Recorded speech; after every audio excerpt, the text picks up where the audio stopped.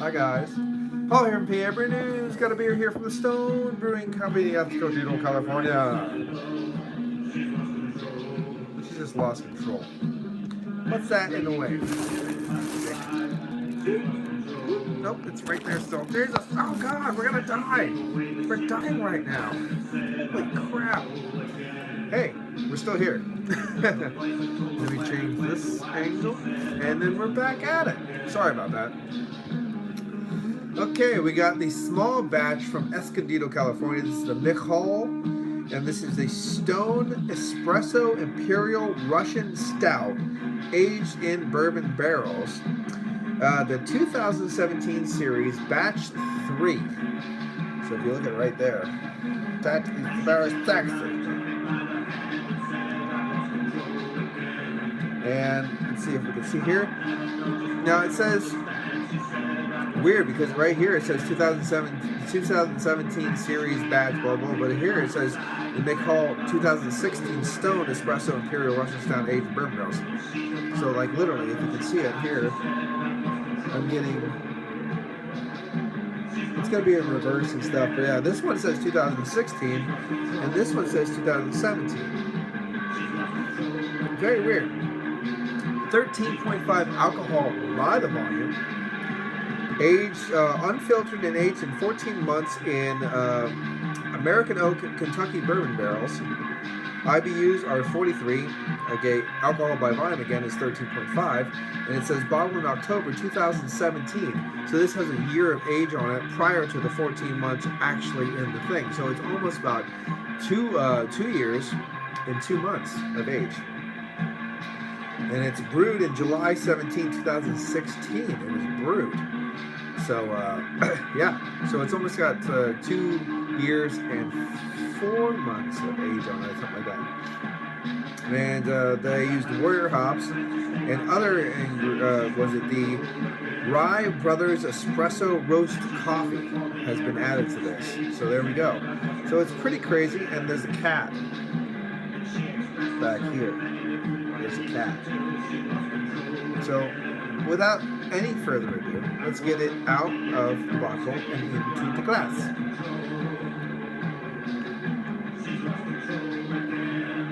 And I forgot to turn down Joy Division. It might be a little loud. Fuck it. I'm in a fucking mood.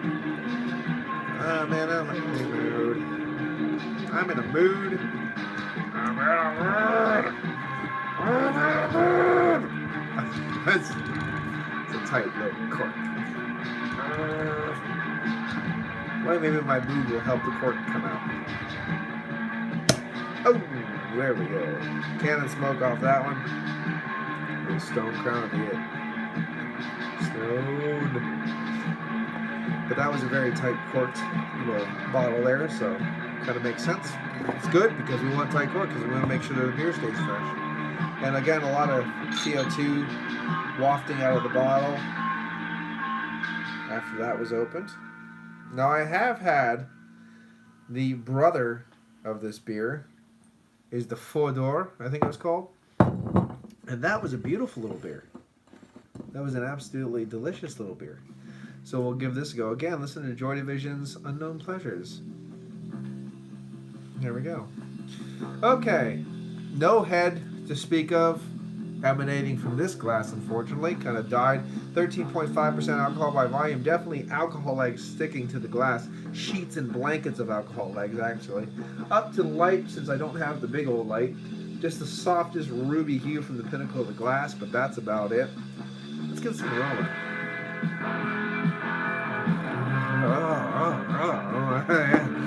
Like that one. Let's go in again. Okay. Almonds and walnuts. Walnut husks and just almonds. No, actually, instead of almonds, let me go with pecans. Caramel drizzled almonds and pecans.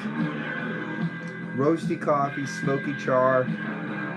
Hints of vanilla, baker's chocolate, dark chocolate. Probably that 70% cacao kind of mixture of milk, dark chocolate.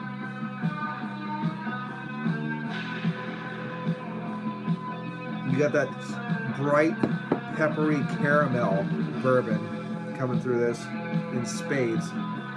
Hint of a cherry, hint of a raisin.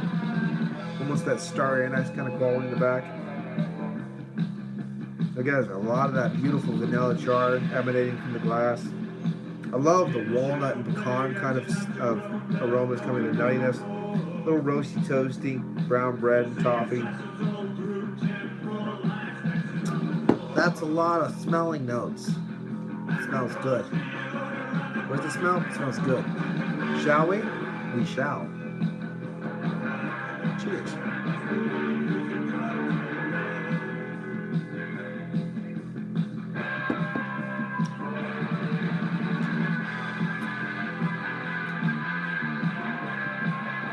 One more.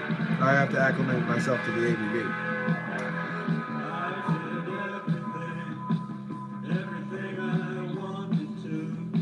Well, no, we just started. Don't worry about it. It's going to be one of those long reviews. Okay. Again.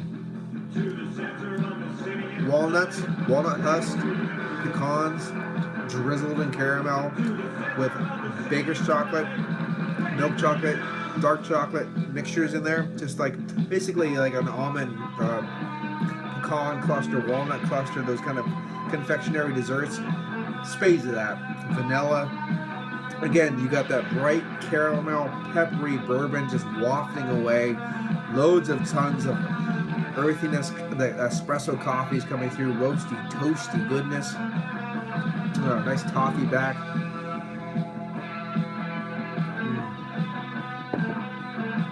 Delectable. It's a bit thin. Oh, did I mention that? It's a bit thin. It's on that high side of a medium body. And I'd like to get it kicked up more and more and more. But as it is, it's a delicious little beer. At 13.5% alcohol by volume, it did take me 2 sips to get acclimated to that booze. The booze isn't coming out as a hindrance. It's coming out in a little bit of an astringent quality just as you're breathing. But most of it is raisins and star anise mixed in there too, which is really nice. And it's only going to get more and more and more savory as the years go on. Right now, we have about 2 years and 4 months from the bottling, actually from the brew date on this beer. And there's a fruit fly. Okay. Again, just a little trickling of vanilla in there from that nice smoky vanilla from the barrel. Nutty, very nutty. I can't believe I love the walnut husk and that kind of fresh pecan, roasted pecan kind of toads that are coming out of this. It's a beautiful beer. Now, I don't know if that's coming from the barrel itself, because you can get a lot of walnut husk, those kind of qualities from the barrel, or if it's actually coming from that little bit of a nutty roasted espresso coffee as well. Because there's roasty, toasty tones for sure. That espresso back end is kind of coming up and wafting away. Excuse me. I'm sure it's died down quite a bit since it was actually originally brewed. But it's still a beautifully complex and diverse beer.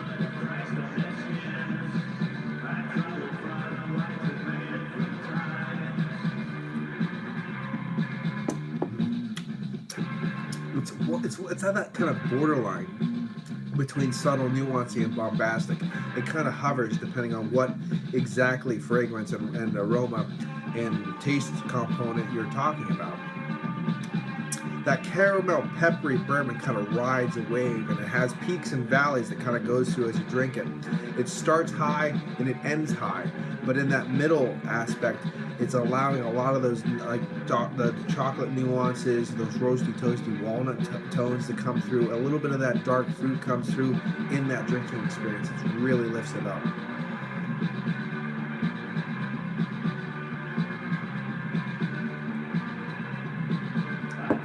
If you can't tell, I'm digging on this a little bit.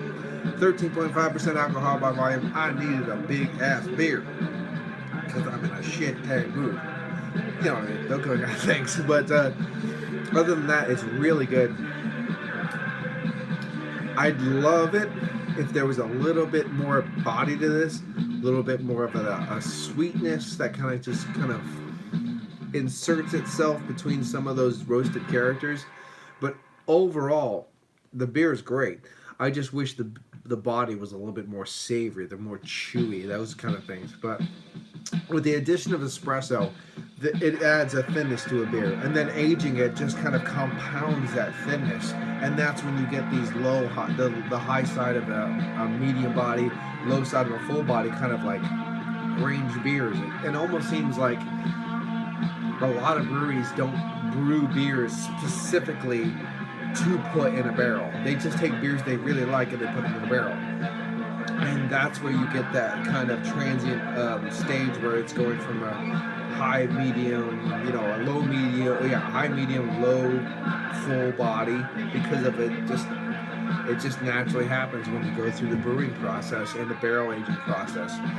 But when you find a beer that is specifically meant to be a monster and put in a barrel, it usually retains its body pretty well, because I'd love to find the base beers of those beers and just have them base, because it's like chewing tar. And that might not sound good, but I've licked some asphalt in my time. Stop. Let's put some more in and see what we do. Unfortunately, this is one of those unassuming bottles, or maybe over-assuming bottles, because literally, it feels like there's still a full fucking bottle of beer in here, because this thing weighs at least 27 pounds.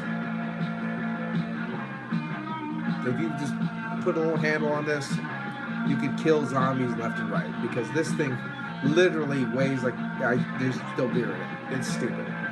Same thing that their buddies down south of California do with Lost Abbey. They get these little bottles that look bigger than they are, and they fill them with extremely expensive beer. And then you pay like $30 and you go, oh, it didn't even fill a 12-ounce glass. What happened? Like, what the fuck?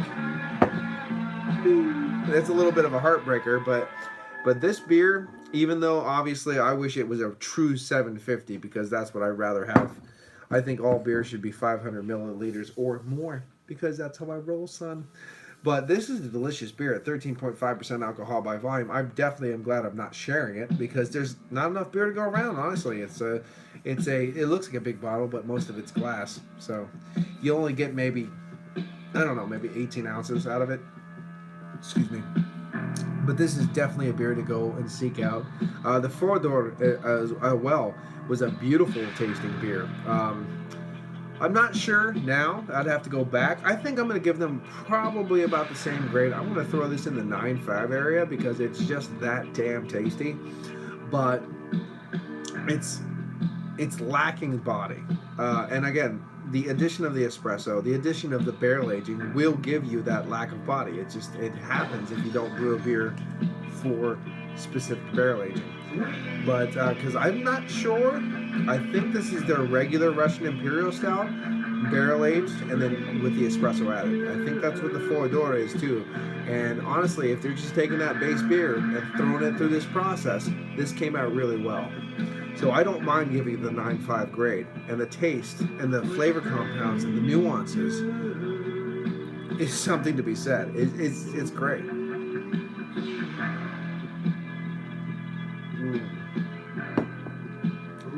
At 13.5% alcohol by volume, again, it took me the first 2 or 3 sips to get acclimated to it. But after that, then the fusel alcohols just completely disappear. There's no like trace of any kind of nasty fusel alcohols at all. And the ethanol alcohols that are coming through the palate, you're breathing it. You can kind of have a menthol kind of breathing that ethanol alcohol, but you're bringing dark fruit with it. That hint of raisin is coming through. The star anise is coming through really nicely. Actually, the more I drink this, the more star anise is kind of coming to the forefront as I breathe these ethanol alcohols. And it has this kind of almost like, not while you're drinking, but after you hit some like sambuca or that herbal liqueurs and stuff like that, you start breathing that out a little bit while you're drinking other beer and stuff, and you're getting a little bit of that nuance as well. So the star anise is coming a little bit to the forefront as I keep getting deeper and deeper into this beer. It's very interesting. Hope I'm not boring you.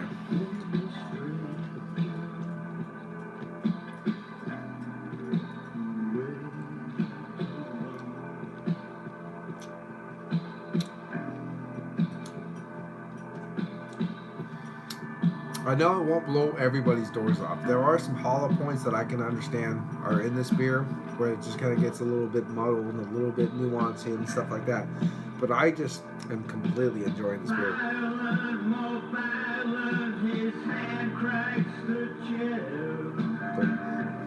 So, I don't know. I'm going to give it a 9.5. I think it deserves the 9.5. I got this, oh, by the way, sorry about this.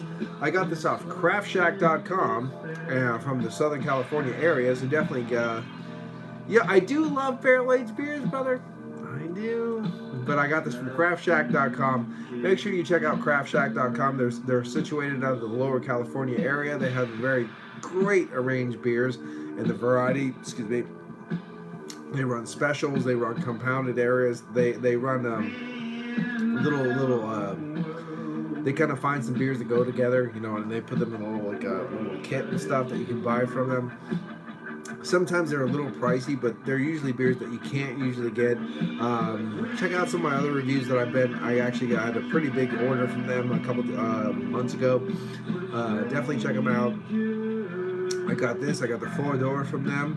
And they have a lot of beers, and they always update their page. They always have a lot of good deals. And the first time you ever order from them, make sure you put the promo code as like first order or something like that it is, and you get 10% off your whole thing. Shipping wasn't bad. I think it was $26 for me to ship, and I literally bought $1,000 worth of beer. Literally. And I wasn't drunk. I was bored at work. I don't know what to say about that. I'm not sure if that's good or bad. And I look like a real fucking hippie today, and I don't know why. But I'm kind of okay with that. Maybe it's the trees. I think, speaking about, because this is the last. Well, actually, there's 2 more beers from the craftshack.com order that I have still left. And I'm going to let those... I'm going to save those to hang out with Joe from the Beer Patrol. And we're going to do those on a kind of group duo review, which I'm really looking forward to when he comes down to Pennsylvania again. But I think as far as this, I mean, this beer is fantastic, and the Fordo is fantastic as well. But as far as my favorite beer from the Craft Shack Brewing, the craftshack.com order that I got, I'd have to say it's Eternal Rest. Eternal Rest from Njagna U. With Naked Island from Norway, from Grimstad, Norway, Njagna U. Their Eternal Rest is phenomenal. It's a small fucking bottle.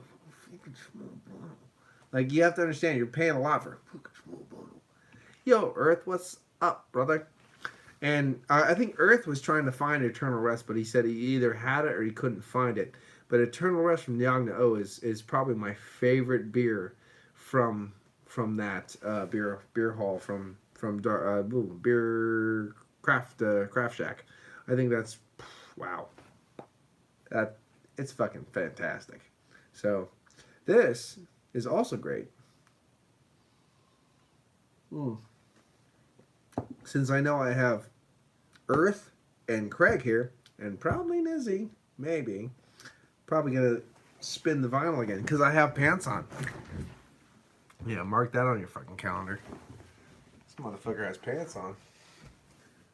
Since I don't wear underwear, it's always dick out or nothing. So, but it's not too often. I'm not Peter, because Peter gives like 9 out of 9.5s and 10s like every review he does. So I figure, what the fuck? I don't do too many. Let's keep it going.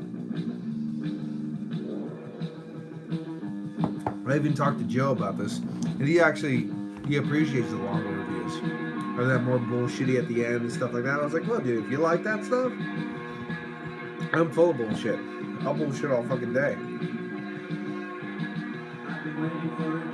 But the one thing I did notice about this beer, unlike Even Taurus at 13.49 alcohol by volume, the triple oatmeal Russian Imperial Stout aged in bourbon barrels, this gives no head at all. It didn't even try at any point in time to give a head. It's like, no, fuck you. But that was the one thing that as soon as I saw that, well, I got work tonight, but fuck tonight. Tonight can come and go. But I'm a third shifter anyway, so. But as soon as I kind of thought, and maybe this is just me, as soon as I saw the fact that this didn't kind of generate a head, I was like, oh, the proteins aren't very good on this one. Like the thickness proteins that really hold shit, like a good Hefeweizen, or that have that all that like that grit, and it holds a head. The oils kind of hold a head really nice.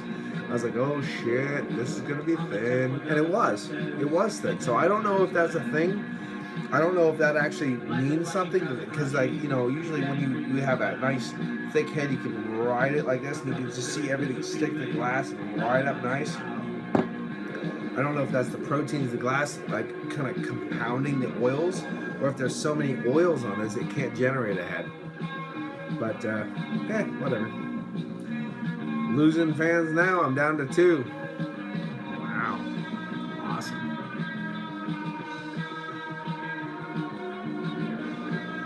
I'll tell you what. Oh, Uncle Jacob Stout is really good.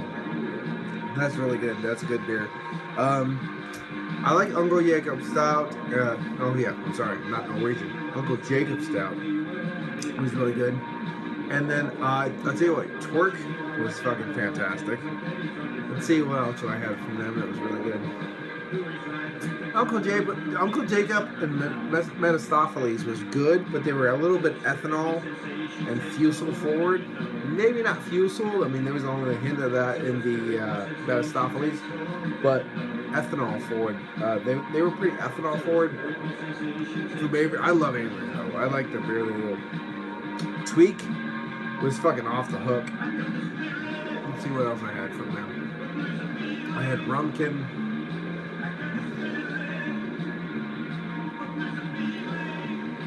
Now I remember. I had the Calibajan. That Calibajan. Have you had the Calibajan yet, though? That was amazing. And it's amazing in 2 ways. 1, it's an amazing fucking beer. And then 2, it gives homage to the Calibajan effigy that they have of Aphrodite, which is a big bootied goddess, and me and big booties go together. So that was like, wait a second, you have a Aphrodite in like the old effigy statue of Aphrodite as this big, full-figured, big bootied goddess, and then they're all about the booty on that beer. If you read it, it's all crazy about the booty. And I was like, oh, I think I found the beer that was like specifically made for me. Like, I need a case of that beer now. I don't know how much a case of that beer would cost, but I would pay up to $500 for a case of that beer, because I'm stupid. I'm kind of stupid. So, at least I'm self-aware I'm stupid. So there you go. Where will it end? Where will it end? I don't know. I just don't know. Well, the only thing I can say is, if you're wanting to know what upcoming reviews, I have 2 Oktoberfests, which are like my favorite styles in the world.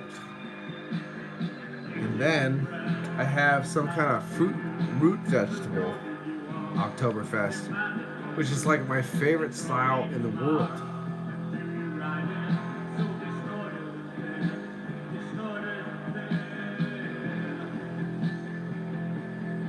So you can see why I'm so excited to try those beers. Yippee. Yeah. Unfortunately, as a beer reviewer, I guess you have to try some shit you don't want to try. And you might like it. You might not. Actually, I kind of like sounds fucked up. I actually kind of like getting some beers I really fucking don't like. Like, not knowing I don't like them, but like finding beers that I like. Oh, I'm not doing them now, you little fuck. I'm not doing them now. I'm not doing them after a 13.5 beer. I'm doing them tomorrow. Tomorrow, I'm professional. I don't know if you noticed this, Earth. I'm professional. Professional guy right here. Just saying. Professional. You gotta be professional about this shit. Hashtag professional. I've never done drunk beer reviews. Ever. No. Exactly. You have to hashtag that son of a bitch. Millennials don't understand this if you don't hashtag it. Hashtag professional.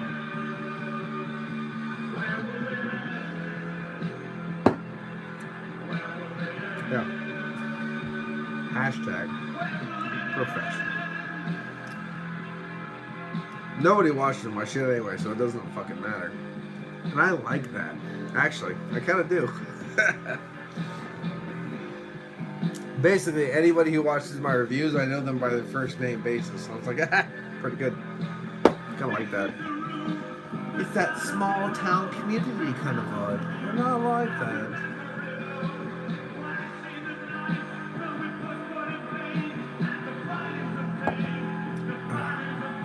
And I know there's nothing going on because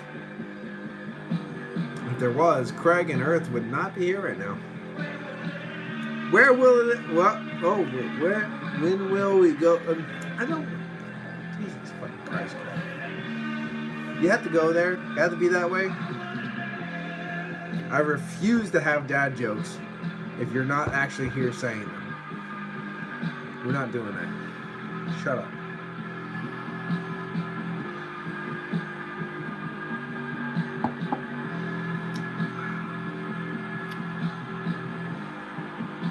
I kind of just made this decision. Well, not. I'm sorry about the new viewer. I'm gonna apologize right now. But yeah, I kind of figured I'll talk about the beer again too. But I kind of made this decision. I was thinking, let me finish the beer on camera. It might take me a little bit, but let's get this done. It's a 13.5% alcohol by volume beer from Escondido, California. This is Stone Brewing Company's Mikhail Espresso Russian Imperial Stout, aged in Kentucky bourbon barrels. A beautiful beer. Thank you, new viewer. How are you doing? 13.5% alcohol by volume. Not a tiny boy. It's a very big boy. Very big boy. And it is absolutely fantastic. The only niggle that I have about this beer is the fact that it's a little bit too thin for me. Take that as you will. I think it's a little bit too thin. It's the high side of a medium body, tickling the balls, as someone says. That'd be me. Of low side of a full body. But that happens. You add the espresso, it gets thinner. You add the barrel aging, it gets thinner. It's just what happens. So, but the nuances are fantastic. The breadth of flavors is amazing. It's a beautiful thing. So definitely check it out. I got this from craftshack.com. I don't know if you're in the States. If you're in the States, please do check out craftshack.com. You get 10% off your first order. Matt, look at this motherfucker. Yeah, you need to grab one. Absolutely. But if you do grab one, make sure that you I don't know. Can you actually find this in your local area, or do you have to go online? But craftshack.com had it. Just from saying.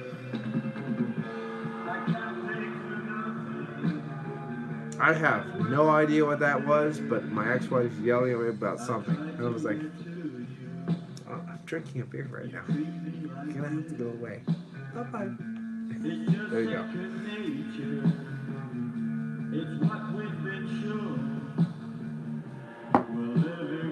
Actually, Matt's seen it at several places. Oh, shit. You've actually looked at this beer? Get this beer. What the fuck are you doing, Matt?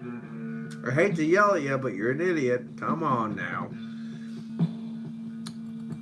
Make sure you get its brother called Four Door too. Four Door by Stone Brewing Company. This beer is fucking fantastic.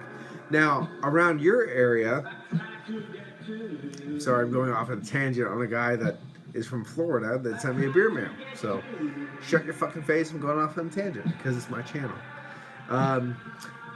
Do you get Hanapu easily in your area? Because Hanapu would be a fucking fantastic beer. Hanapu, is it Hanapu and double Hanapu or something like that? Or just Hanapu? I don't know.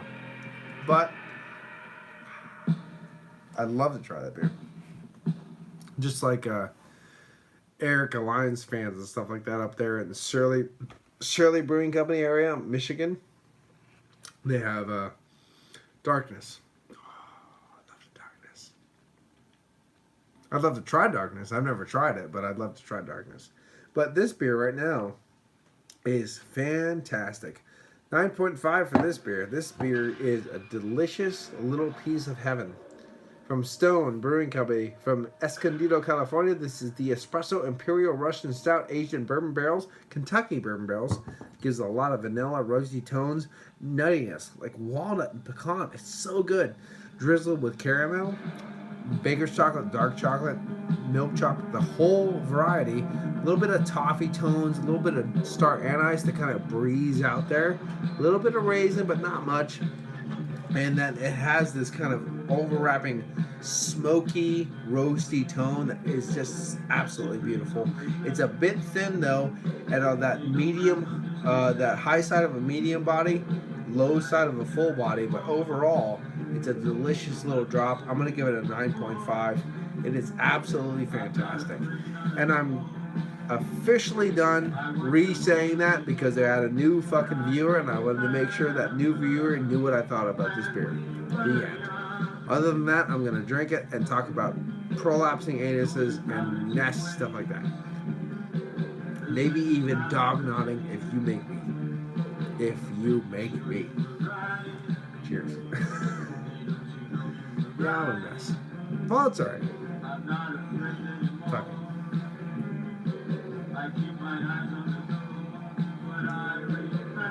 I still have I still have 4 viewers. I thought that one was gonna go boop and pop off.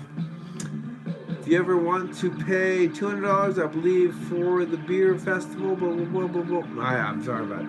Just message me again. 200. I can't. Unfortunately, it doesn't scroll up like that, so I can't read it that long. But I will be willing to travel to Florida to hang out with you, Matt, because you're a cool guy, and I will pay whatever for the beer festival. Fuck it. The only thing is, if I go to Florida, I'm finding a swamp ape and fucking it, and I want to go to the Okefenokee swamp. I have to do it. Yeah, I think swamp ape fucking is the thing that lost me that 4th viewer. Fuck the shit out of it. Yeah.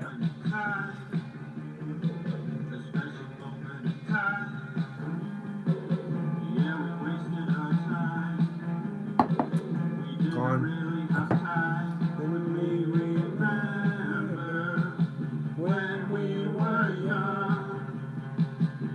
I just want to make sure I get all the beer out of this because it's really good. I know you judges beware.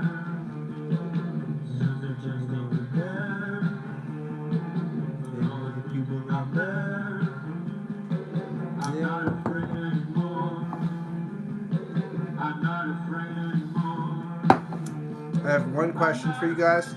Should I do a Kentucky dishwasher? Yes or no? If you're not familiar about a Kentucky dishwasher, it's when DJ from DJ's Brew Tube puts a little bit of bourbon in this, swirls it around, and finishes it off. Yep. Okay. Kentucky dishwasher time.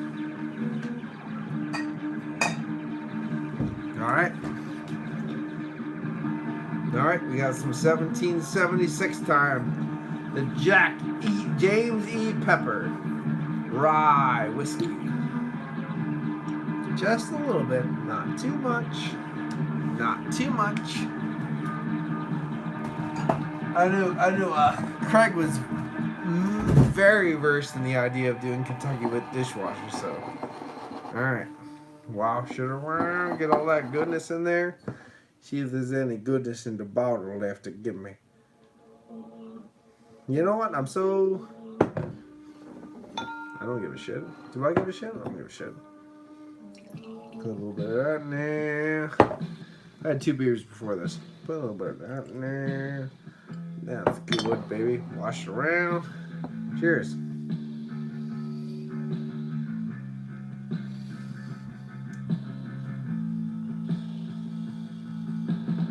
God, that tastes good. Man. You gotta breathe it out. Don't get me wrong. It's a little bit of a rough ride. That James E. Pepper, man. 1776 James E. Pepper bourbon. That's delicious. There's a lot gone out of that bottle. I'll tell you that.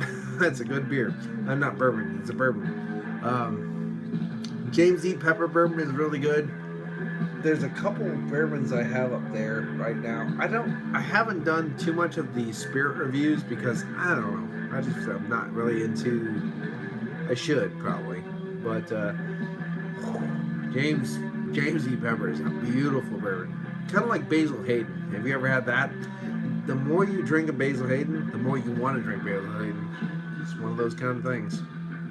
It's that good. Actually, Basil Hayden, for me, is probably the bourbon that I could say that you want to get a novice into. It's so smooth.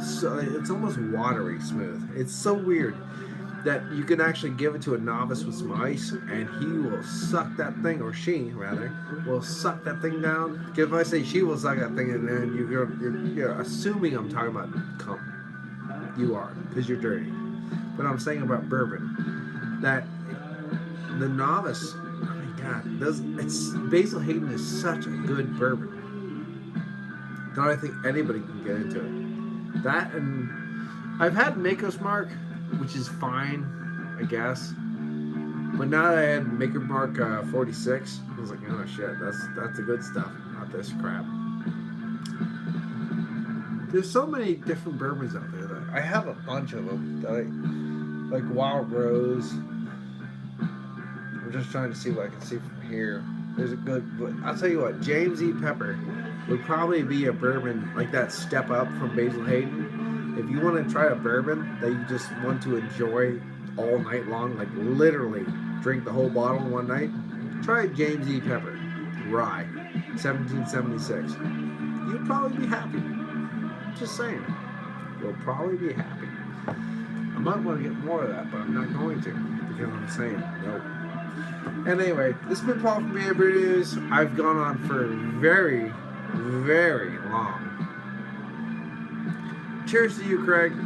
Cheers to you, Earth. I know you're still watching because you guys, you're my boys, man. You're my boys. That's the thing is, you're my boys.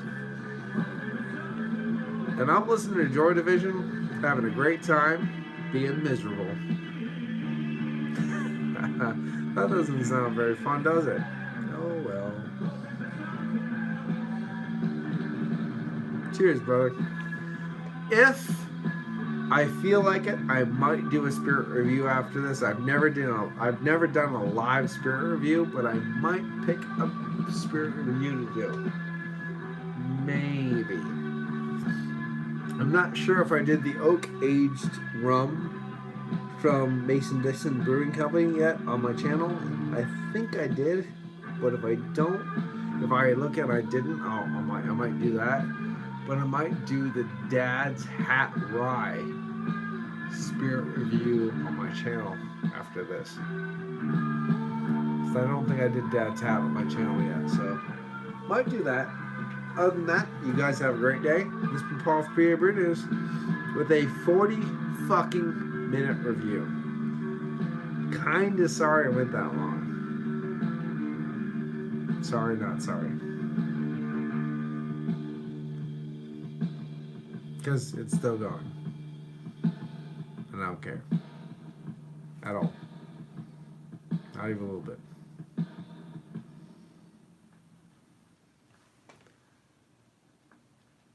I don't think the vinyl's over yet, though. So just wait a second.